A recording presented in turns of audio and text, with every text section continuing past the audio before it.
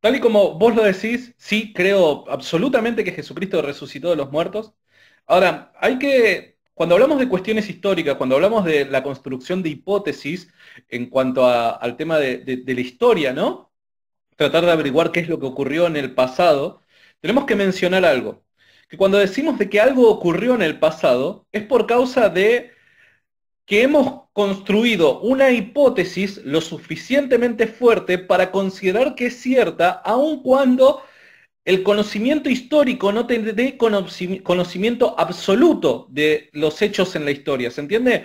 Cuando hablamos de seguridad histórica, no estamos hablando de una seguridad absoluta, el 100% de la seguridad tenemos con respecto a ver, y no solamente es aplicable esto al tema de la resurrección de Jesús, porque parece, sino que estoy abriendo el paraguas, sino que parece, sino que esto pasa, perdón, en cualquier cuestión que tenga que ver con lo histórico, ¿no? Podemos llegar a tener, mediante las evidencias, un acercamiento que nos proporcione mayor probabilidad con respecto a cierto caso, ¿no? Entonces, habiendo dicho eso, tenemos que preguntarnos, ¿hay suficientes razones históricas para creer que el fundamento principal de la fe cristiana, que es la resurrección de Jesucristo, pudo haber sido un hecho en la historia? Sí, totalmente te lo voy a decir. Ahora, para los que están del otro lado, y entiendo que no son solamente cristianos, quiero tomarme este tiempo para argumentarlo correctamente, ¿no? Muchos también dicen, bueno, pero la disciplina histórica no puede sacar conclusiones teológicas porque está por fuera de su propia disciplina. Y pese a que yo estoy en desacuerdo con esa afirmación, y luego voy a tratar de demostrar el por qué, voy a darle esa ventaja al escéptico y voy a decir, genial, por ahora no voy a sacar una conclusión teológica con respecto a, o lo que ellos llaman teológico, con respecto a qué fue lo que sucedió con Jesús. O sea que no voy a decir como conclusión de mi caso, Jesucristo fue levantado por Dios de los muertos de manera sobrenatural. Pero sí lo que este caso nosotros nos permite concluir es de que en un punto A en la historia, Jesús literalmente como figura histórica, como personaje histórico, existió y está vivo. En un punto B posterior a la en la historia, Jesucristo literalmente, y tenemos toda la plena certeza, estuvo muerto. Y en un punto C posterior al B en la historia, nuevamente Jesucristo es un ser humano físico, literal, personaje histórico que vuelve a estar con vida de manera literal. Entonces, si demostramos por medio de las evidencias que tenemos que estos tres puntos son defendibles y que son podemos llegar a concluir de que son la mejor hipótesis acerca del caso de Jesús, obviamente luego podemos llegar a la conclusión de que resucitó de los muertos. Porque es sumamente extraño en el orden natural que una persona que tenemos la plena certeza de que estuvo muerto, luego al tercer día aparezca literalmente vivo. A eso hay que darle una explicación. Entonces, habiendo dicho esto, también hago otra mención. Vos recién hiciste referencia a Biblia, a la Biblia. Y el caso histórico que nosotros construimos, ¿no? Toma los documentos bíblicos del Nuevo Testamento, pero no los toma como palabra de Dios. Esto es sumamente importante afirmar, porque pese a que yo soy cristiano y creo que la Biblia es la palabra de Dios, eso viene a ser otra discusión, si yo soy capaz de poder demostrar o sostener esta creencia. Ahora, este caso que estoy defendiendo no apela a creer en las escrituras porque son palabra de Dios. Para nada, yo no estoy diciendo eso. Lo que sí estoy diciendo es que el Nuevo Testamento no es un libro en sí mismo compacto, sino que son 27 documentos que se han escrito en el siglo primero y que comunican algo. ¿Son verídicos estos documentos? O sea, ¿comunican verdad estos documentos históricos? ¿No podemos por medio de ellos, como documentos separados, podemos tratar de conocer algo en el pasado? Bueno, eso es otra de las discusiones que podemos llegar a tener. Pero saltando esto, podemos decir, hay suficientes razones para creer de que Jesucristo posterior a su muerte fue encontrado vivo de manera literal. ¿Y cuáles son? Hay 5 hechos que la mayor parte de los eruditos en el campo de la historia, aún siendo no cristianos, creen que son hechos históricos, más allá de cuál es la explicación que le dan a la causa de tal hecho. ¿Se entiende?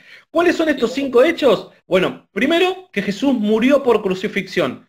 ¿Esto cómo demuestra que luego aparece vivo o que luego está vivo literalmente? No lo demuestra, pero sí afirma o reafirma, sostiene los primeros 2 puntos que hice mención, que fue una persona, un personaje histórico que verdaderamente existió y demás, y que este personaje histórico en algún punto en el siglo I murió crucificado. Entonces, es indiscutible hoy en el campo de la historia, hasta historiadores sumamente oponentes a la idea cristiana, tal y como lo es Bart Ehrman, sostiene que no hay un hecho en la historia antigua, mejor atestiguado que la crucifixión y muerte de Jesucristo. Por ende, los primeros 2 puntos que estoy afirmando se sostienen mediante la documentación que respalda esto. Y podemos apelar a más de 11 fuentes antiguas, independientes la una de la otra, que nos permiten llegar a la conclusión de que verdaderamente existió y murió crucificado.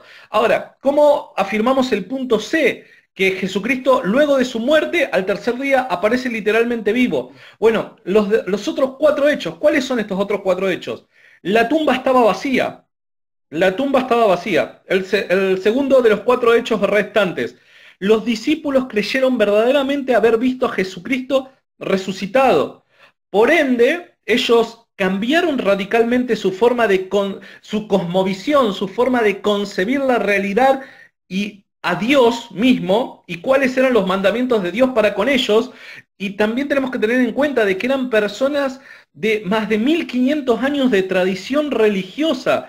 Y en el mundo antiguo no es como en el mundo que vivimos hoy en día, que hoy soy ateo y mañana soy agnóstico. No, las tradiciones de los ancestros y las creencias que un pueblo, una comunidad sostenía, estaban tan arraigadas que eran parte de la identidad de esta comunidad. Por ende, no era de la noche para la mañana cambiamos nuestra manera de concebir la realidad y listo. Es sumamente llamativo cómo estos discípulos sí parecen haber pasado esa transición de un momento a otro, y no solamente ellos, sino que parecen ganar mucho pueblo de este pueblo tan arraigado a sus costumbres y a su religión. Sin ir más lejos, la historia de los macabeos terminan ofreciendo su vida, por así decirlo, ofreciéndose a la muerte para no transgredir la ley de Dios. Entonces, ese era el tipo de idea que tenían los judíos del siglo I para ser fieles a Dios. Este es el segundo hecho. Bueno, ¿por qué es que los discípulos cambian radicalmente su manera de pensar y viven de la forma en la que viven, sufren en su vida de la forma en la que sufren por causa del Evangelio y mueren sin retractarse? Esto es sumamente llamativo que necesita darse una explicación, ¿no? Por otro lado, la conversión del escéptico Pablo. ¿Por qué una persona que era totalmente oponente al cristianismo, era una persona enemiga que perseguía a la iglesia, de la noche para la mañana cambia su manera de concebir la realidad y aquello que persigue termina siendo aquel grupo al que se une, y encima él es uno de los pioneros mundiales con respecto a la propagación del cristianismo?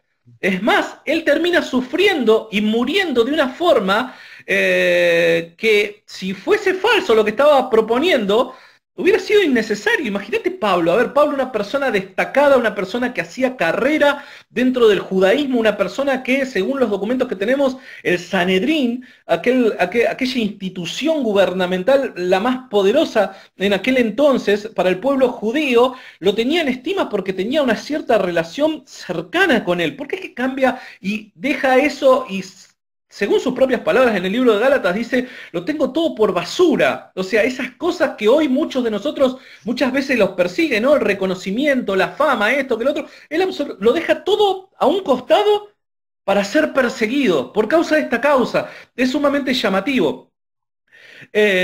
Otra de las razones es el efecto Jerusalén, ¿no es cierto? ¿Por qué es que todo pasa en Jerusalén? Es sumamente llamativo que si vos vas a inventar una historia, no la vas a inventar en el único lugar en el mundo donde te pueden desmentir la historia. ¿Se entiende? O sea, si vos vas a hacer un invento, vos te vas a percatar, vas a buscar la forma de que nadie te desmienta, porque vos querés propagar esa mentira. ¿Por qué razón estas personas crearían una mentira o difundirían unas afirmaciones falsas en el único lugar donde podrían ser desmentidas? Es sumamente llamativo esto. ¿Se entiende? Entonces, estos cuatro hechos, además del de la crucifixión, pero particularmente estos últimos, la tumba vacía, la aparición o la creencia de la aparición de los discípulos, la conversión de Pablo y el efecto Jerusalén, me parece de que son suficientemente fuertes como para construir un caso. Y estos cinco hechos están, están aceptados en la academia, todo lo que tiene que ver con la disciplina histórica, están aceptados, más allá de que luego los escépticos puedan llegar a querer proporcionarle una explicación, una causa, querer darnos una causa a estos hechos que no sean iguales a las nuestras. Pero acá es en donde nosotros le tiramos la pelota y que asuman los escépticos la carga de la prueba. ¿Por qué? Porque cuando vos construís un caso histórico, cuando vos construís una hipótesis, entre otras cosas, la hipótesis tiene que poseer un carácter, perdón, un poder explicativo y abarcativo mayor que sus oponentes. Entonces, tenemos sobre la mesa y nos ponemos en la piel de un detective y decimos, tenemos estos cinco hechos como evidencia en la mesa.